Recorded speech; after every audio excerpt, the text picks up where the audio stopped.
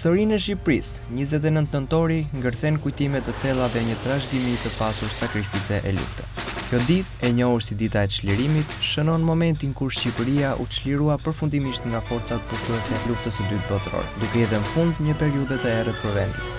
Në këtë dokumentar do të ndjekim në rrugën e gjatë dhe të vështirë që shqiptarët përshkruan për të fituar lirinë. Lufta e dytë botërore ishte një kohë e vështirë për shumë kombe, por për Shqipërinë, një vend i vogël dhe me burime të kufizuara, sfida ishte akoma më e madhe. Pushtimi nisi që në vitin 1939, kur trupa italiane hyn në Shqipëri dhe vendi ra nën kontrollin e një fuqie të huaj.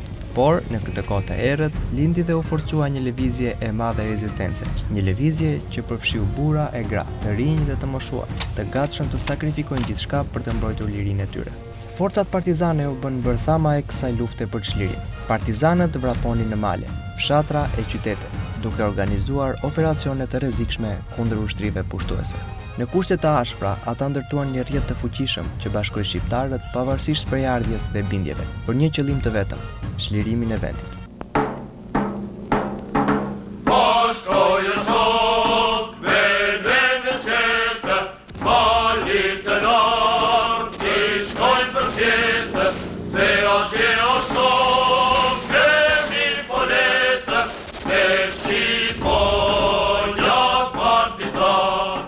Ishte një luftë e gjatë, e ashpër dhe shpeshherë e pabarabartë, por me një shpirt të palëkundur për liri. Pas viteve të sakrificave më në fund, më 29 nëntor 1944, Shqipëria shpalli fitoren kundër pushtuesve. Ky ishte çasti kur vendi u çlirua dhe shqiptarët fituan të drejtën për të vendosur për fatin e tyre. Kjo ditë shënon një epokë të re në historinë e Shqipërisë, duke e kthyer në simbol të lavdisë, rezistencës dhe dinjitetit të një kombi të vogël, por me zemër të madhe. Por dita e çlirimit nuk është vetëm një kujtim i fitores kundër pushtuesve të huaj. Ajo është një përkujtim për të gjithë ata që dhanë jetën për këtë liri. Sakrificat e tyre u bën një trashëgimi e pavdekshme, një testament që tregon se liria ka një çmim të lartë dhe se çdo brez duhet të kujtojë ata që fituan atë me gjak e me vetosmëri të patundur.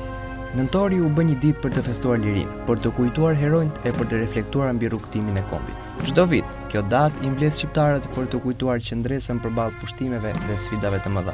Ajo mbetet simbol i forcës, bashkimit dhe dinjitetit të kombit shqiptar, një kujtim i gjallë i qëndresës që kalon nga brezi në brez. Nëntori mbetet një datë që kujton jo vetëm lirinë, por dhe përgjegjësinë e brezave të ardhshëm për ta ruajtur atë liri. Çdo vit, me kurora lulesh, me ceremonitë përkujtimore dhe me rrafimet që përcillen nga një brez në tjetrin, Shqipëria kujton se liria nuk është e dhënë, por e fituar dhe duhet të ruhet çdo ditë.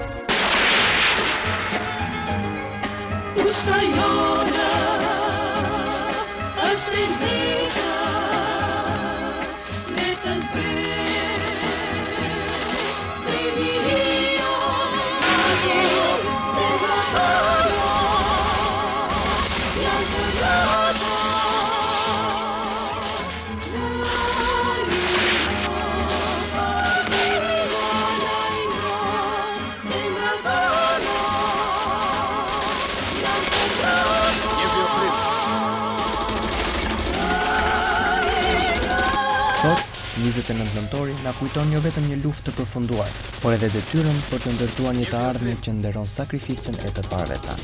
Me çdo flamur që valvitet për të përkujtuar këtë ditë, shqiptarët kujtojnë se uniteti, besnikëria dhe dashuria për vendin janë vlera që duhet të trashëgohen brez pas brez. Ky është 29 nëntor, një përkujtim i lavdisë, një nderim për heronjtë dhe një përbetim për të ardhmen. Një ditë që çdo valvitje të flamurit na kujton përse liria është e çmuar dhe përse sakrifica për të arritur atë është një trashëgimi që nuk duhet harruar. Oficeri kërkon të dëgjoj fjalën tuaj të fundit. Të rronjë Shqipëria! Ti o popull lam të mirë, me një Shqipëri të lirë. Ti o popull lam të mirë, me një Shqipëri të lirë.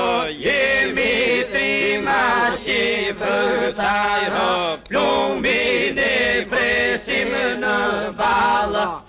Kemi lindur dhe do vdesim këtë tokë.